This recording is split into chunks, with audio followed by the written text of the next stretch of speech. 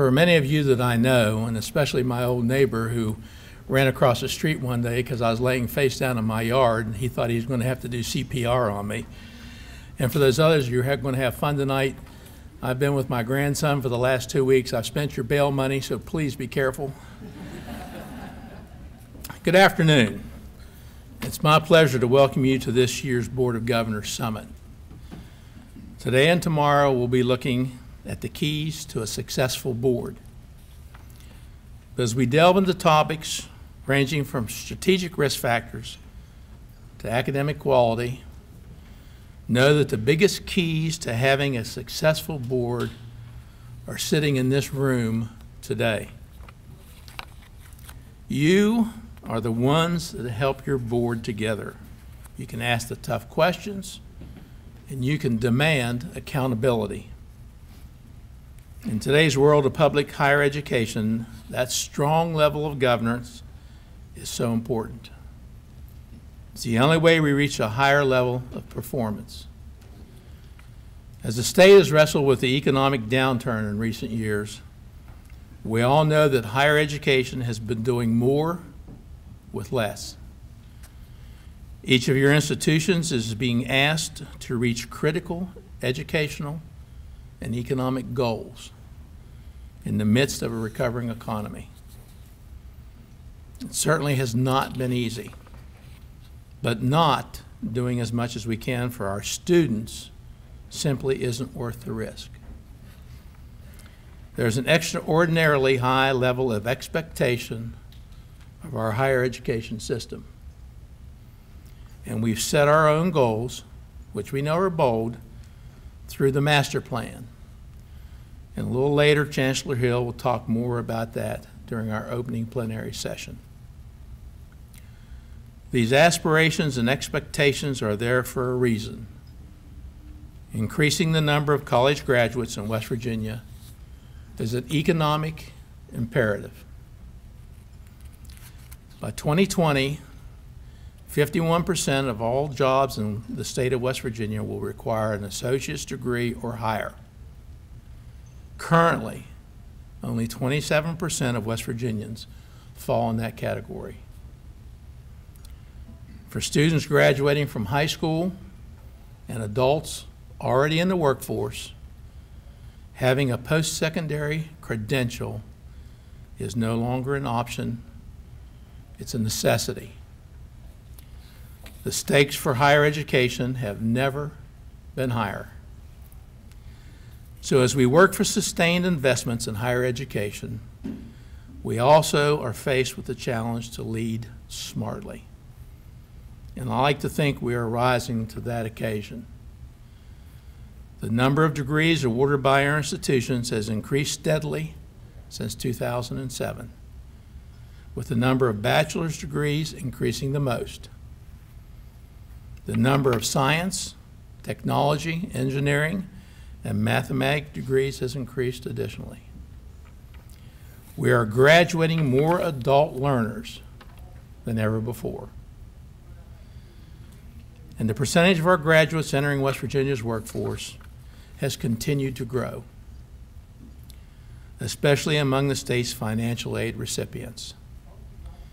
In fact, a study released earlier this year by the WVU Bureau of Business and Economic Research found that 80% of Promise Scholarship recipients who graduated in 2003, 2004, by the way, they were among the first students to receive the award, were working in the state in 2012.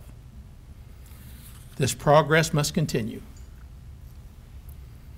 West Virginia needs a strong system of public four-year institutions that work collaboratively together to increase access to an affordable post-secondary education, improve our students' academic success, and positively impact our communities and state. Those goals can only be achieved with your help. Serving on a public board is a selfless commitment and is to be commended. As I said earlier, you are the biggest keys to a successful board. And a successful board is one of the biggest keys to a stronger West Virginia. Now, allow me to welcome Becky Neal, who's here with greetings from Governor Earl Ray Tomblin. Becky? It is indeed an honor and privilege to be here with you this afternoon on behalf of Governor Earl Ray Tomblin. He sends his regrets that he is unable to be here in person and has asked me to offer his welcome and his appreciation for your continued commitment to higher education.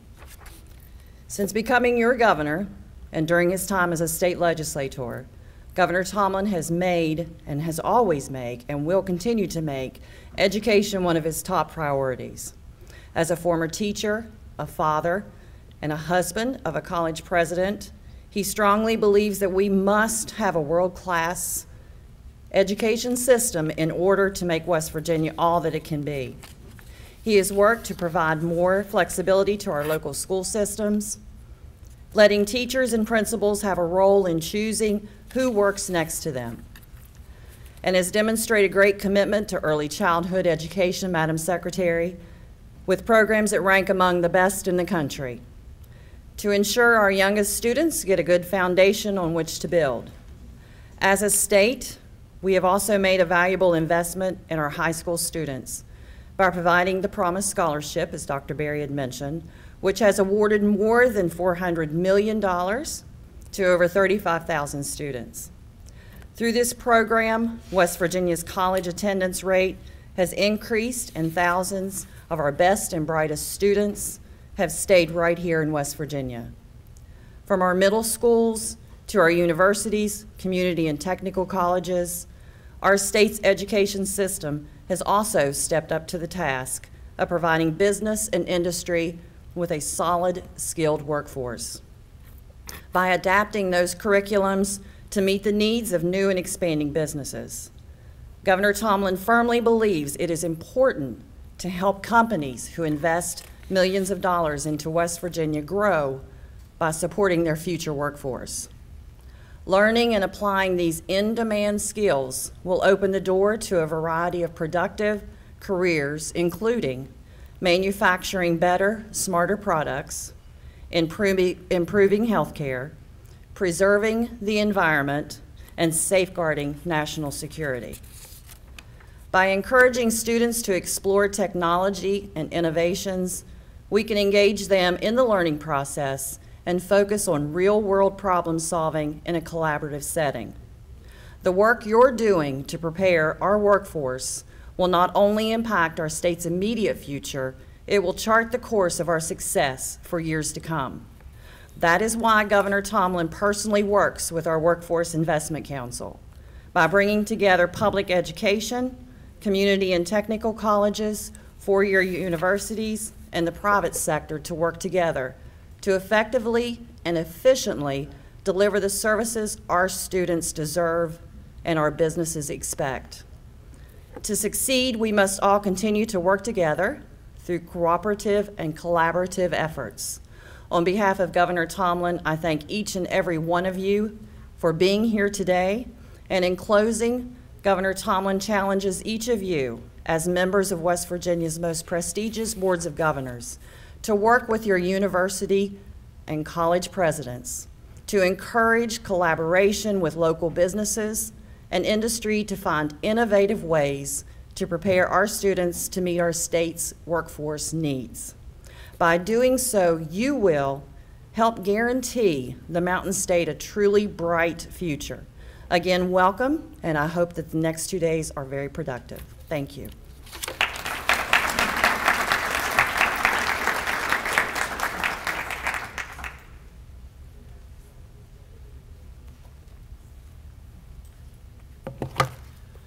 Thank you, Becky, for those remarks, and thank you for, on behalf of Governor Tomblin.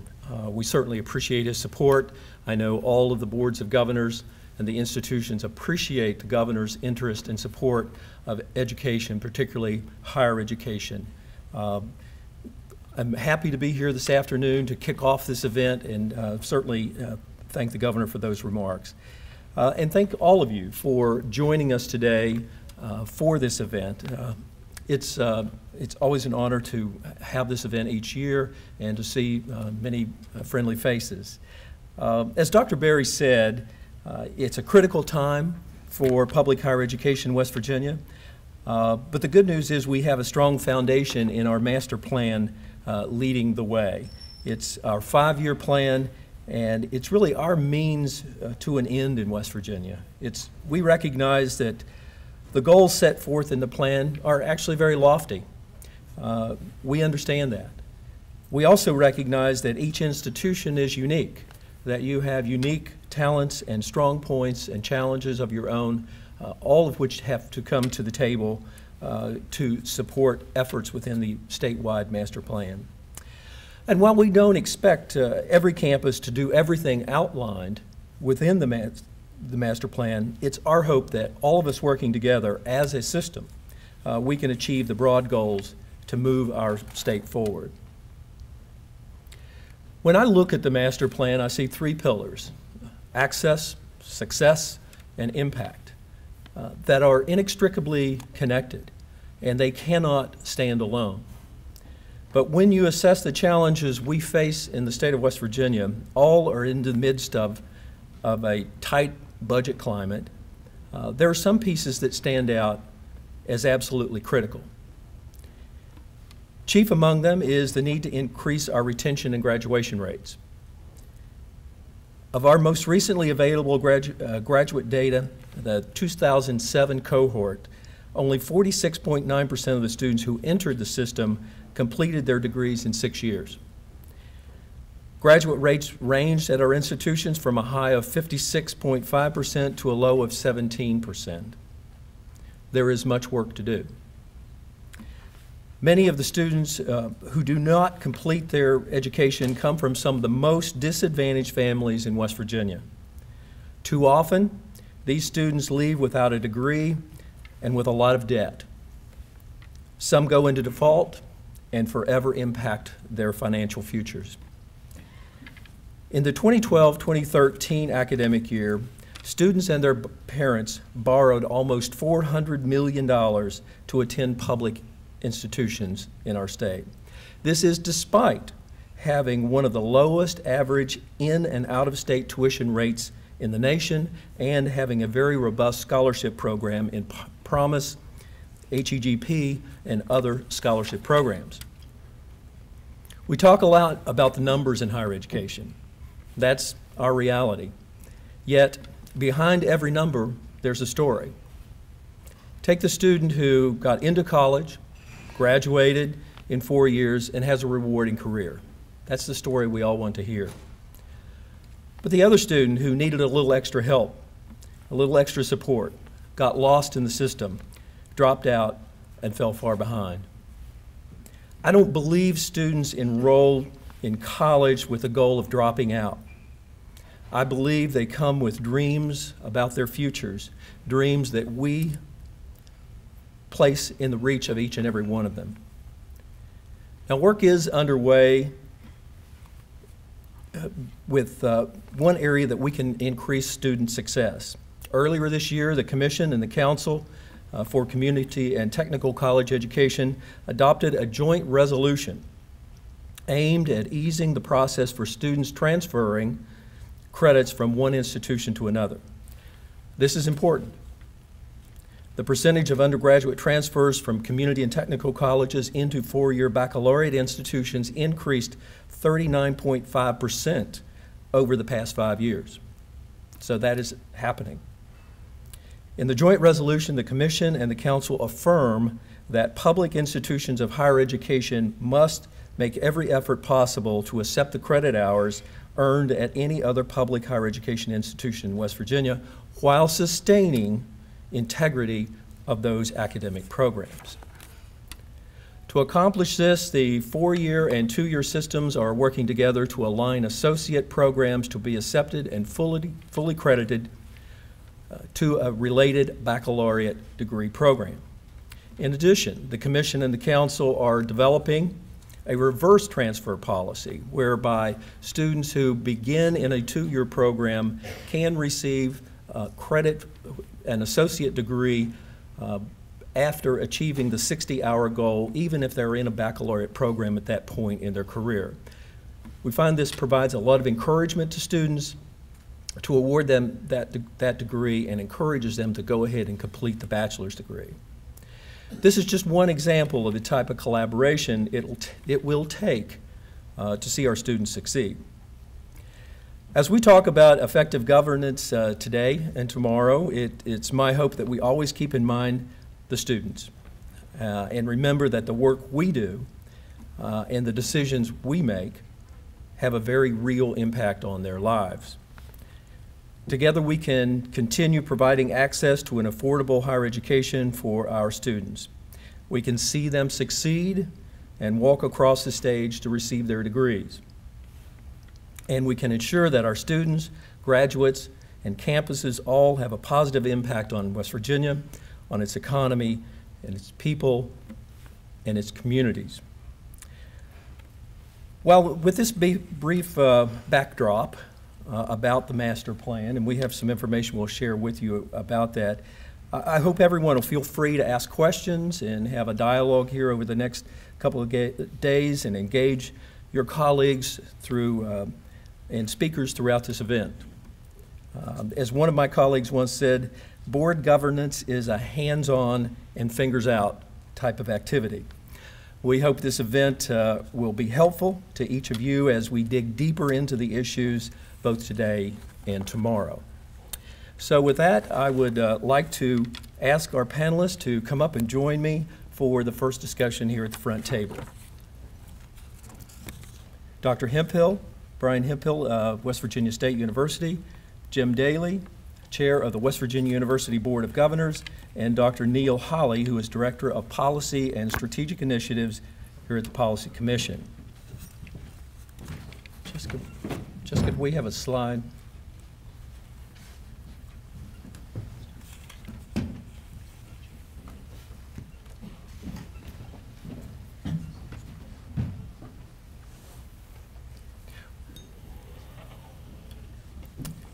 Certainly welcome to our speakers. We have them assembled to speak to different aspects, of course, of the governance. But before we get started, I'd like to get back to the basics for just a moment. And there are a multitude of plans and reports in higher education. You might have heard something about that, I would imagine, over the years. You'll hear a number of related terms, and there's a slide up here just to give you a quick snapshot of how they're different and how they work together. First, there's the overall system master plan that I just talked about. It's a detailed set of objectives for the entire state. The second is the compact, which is the reporting mechanism for the system master plan. It's how each institution responds to the state and the master plan and what that institution will contribute toward the overall goals. The 10-year campus facilities development plan primarily addresses physical needs, what the facilities on the campus will look like in order to deliver the academic programs. And last, the report card is an annual document that we prepare that provides a progress report, if you will, on the progress toward achieving the statewide goals. So with that, I will turn it over to President Hemphill to discuss some of the exciting initiatives on his campus at West Virginia State University, and then we will move on down the row of panelists. So, President Hemphill. Thank you. Good afternoon. That was about 3 of you. Good afternoon. Thank you. I'm pleased to be here today to share some of the experiences on behalf of West Virginia State University. Today I'd like to provide some information regarding the university's strategic plan and really share some examples of the work and how it directly links to the Commission's master plan leading the way, specifically in areas of access, success, and impact. Now, Vision 2020, which is our strategic plan, is the result of a year's worth of campus-wide discussion, analysis, and I will tell you, probably quite a bit of debate. We had a little bit of that as well. Completed in February of 2014, the document really expressed a bold vision and comprehensive strategies addressing areas such as academic programs, research, faculty reward, student enrollment, student experience, marketing and branding, facilities, just to name a few. West Virginia State University has ambitious goals for the future as we realize the vision of becoming the most student-centered research and teaching land-grant university in the state of West Virginia and beyond. Now, I will tell you, the work on the goals and the strategies included in the plan, they are clearly underway. And we've created a website to provide periodic updates on our progress. I'm trouble here. And so the website is being launched as we speak. And why are we doing this? To provide information as it relates to our progress. One of the things that was very clear is that we wanted our faculty, our staff, our students, our donors, our Board of Governor members, our business leaders, we wanted everyone to be able to clearly take a look at our plan and see how we're doing in terms of reaching the targets that we've set for the institution. So the Vision 2020 plan is a campus commitment to access, success, and clearly impact. Let's talk about access for a moment. I would like to highlight some of the recruitment strategies that we've generated, really a great deal of excitement and some results that we were pleased with last year. But I have to put in a small disclaimer. My speech has been sanitized by the enrollment staff. And so some of the strategies that I may have had in the speech have magically disappeared. And so I will be sharing a few things I was permitted to share by the team. We recently implemented a group visit program called First Friday, which is during the first Friday of each month, October, November, December, February, March and April, as well as May. We provide specialized group visits for small and large groups of prospective students and their families. And we've received a great deal of positive feedback because of the individual attention we provide for them during these visits. But another program that we're very excited about was at the National Alumni Conference that we had this past spring. We announced the Volunteer Alumni Admissions Network, or VAN as we call it. Now this program allows alumni to actually register to participate in a unique way to serve their alma mater while creating opportunities for local students in their communities. Through their participation, they're providing information and training as well as necessary materials to recruit students in their respective areas. Now we know that the utilization of alumni with the right information, training, and materials will assist us in our recruitment efforts locally, regionally, and nationally. And I can tell you it's already starting to pay off. We feel very, very good about that program and the growth of it. Now at West Virginia State University, I can tell you that we serve a very diverse student population. Some students are transitioning to a 4-year program following graduation from a 2-year degree program, while others are first-generation low-income students or returning adults. Or we have Promise Scholars coming from middle-income homes. Now, due to the diversity of our students and their needs, we've created a new academic programming and pathways. We've been very intentional about trying to do that. For example, we've partnered with several local CTCs to provide a seamless transfer from an associate's degree to a baccalaureate degree. Now, through articulation agreements, we identify areas of study that are in demand in the workforce and key opportunities, while examining program options that have a natural overlap and commonalities. Now, additionally, in the spring, we announced a new energy management program. Now, this particular degree program, our emphasis, provides an opportunity and really came about because of a forum we had with energy leaders that spoke about the workforce needs here in the state. Now, each of you know that the energy sector is actually vital to West Virginia. And through this program, we're going to assist in providing the workforce and leadership needed to take the industry to the next level. So we're very excited about this program. Finally, we also partnered with West Virginia University System to provide an engineering program to our students. The first 2 years will occur at West Virginia State University on our campus, and then students will have the option of transferring to Morgantown or Montgomery to complete the program. And we're very happy with how that's developing, because at this point we have about 14 or 15 students that have already, new students coming into the university who've applied for that program. And we think by the time at the beginning of the school year, we will probably open with a cohort of approximately 20 students. Now, these type of partnerships increase access and opportunity, which is very important to the Commission's plan, but it's truly a win-win for all individuals, but especially our students, first and foremost. Let's talk about success. The success of our students is very important to each of us. I think everyone in this room, that is paramount for each of us. But we realize that not all students begin their academic journey will be successful in receiving their degrees. And that's a very unfortunate and sad situation. But as a result, we have taken degree completion very seriously. Through a faculty-led degree completion task force, we've used that data and analyzed it and come up with some very key recommendations to help our university move forward. This work provided the foundation for the creation of a new standing university committee, the Retention and Student Success Council. Now, the council was led by our Vice President for Enrollment Management and Student Affairs, including faculty, students, and staff. The council was charged with developing and implementing a comprehensive retention plan for the university. Now, this work is critical, it's so very important in ensuring the success of not only our current students, but our future students. In addition, the work of the council, we are also committed to understanding the reasons why students walk away from their educational goals. And I can tell you, and I know that Dr. Berry and Chancellor and others had opportunity to talk to administrators, and if you go down the line and you ask us, why are your students leaving? We will probably mention to you, well, it's probably because of financial aid reasons, or we will talk about other things, other factors that are going on in their lives. And the one thing that's pretty sad about that, in many cases, we're speaking in theory. We're not talking with hard data in terms of why our students are leaving. And so that being a frustration, one of the things that we implemented was a mandatory exit interview process. This process is utilized for all students who initiate the withdrawal process. And so we literally have an administrator that will sit down with every student who's looking at exiting the university and have conversations about their reasonings to collect that information, but more importantly, it gives us an opportunity to try to save that student and get that student to reconsider their options and talk about other options of them doing other things beyond withdrawing.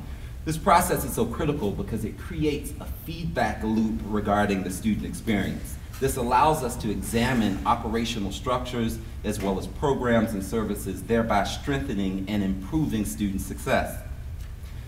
Now I want to transition to impact. Research is an important component of the undergraduate experience. Students engage in exciting research experiences that allow them to explore their intended majors, develop relationships with their faculty and their fields, but also cultivate critical thinking skills. Now this is why West Virginia State University partnered with AEP, Dow Chemical, and most recently AT&T to develop and expand the Research Rookies program, which provided stipends for freshmen and sophomore students who engage in the research projects. Research Rookies are highly motivated incoming freshmen, rising sophomores, and transfer students with less than 60 credit hours, strongly committed to the STEM fields, interested in research and discovery, but more importantly, committed to participating for at least 2 semesters. Students admitted to the Research Rookies program will be paired with a faculty member in their field of interest for an innovative research experience and receive a financial support through a stipend of $1,500 per semester. Now the 2013-2014 AEP Research Rookies, we had a total of 8 students who prepared abstracts and presented presentations for the West Virginia State University Research Symposium, which was held on April of 2014. Freshman biology major Elijah Roberts explains his work on determination of capsaicin and dehydrocapsaicin in pepper fruit extracts. We also had freshman chemistry major, now a sophomore, Megan Gesloff, discuss her work on complexation of aluminum by nitrogen-containing ligands with symposium key speaker and organic chemist, Dr. David Williams. Now there's no doubt that these students have a passion for research and are poised to make a big impact as they graduate and transition into their respective careers. At West Virginia State, we're focused on securing external grants and contracts to provide new opportunities for our students, like these research rookies that you've just seen. In fiscal year 2013, the university secured $13.5 million in grants and contracts. In fiscal year 2014, the university secured $15.6 million in grants and contracts. This is an increase of nearly 15% in 1 year. And I need to let you know, we're not slowing down at this point. And one major good reason is that we have a very motivated board of governors who doesn't want us to slow down at this point as it relates to our grants and contracts. But next year, we've set a goal of $17 million, and we'll continue to look at the growth based on the targets we have set within our Vision 2020 plan. So this type of growth is possible in part really due to the very bright research scientists that we have on our campus, but also our faculty and organizations like the Higher Education Policy Commission that continue to provide us great guidance and support. So I appreciate the opportunity to highlight some of the work occurring at West Virginia State University in support of the Commission's master plan. Thank you.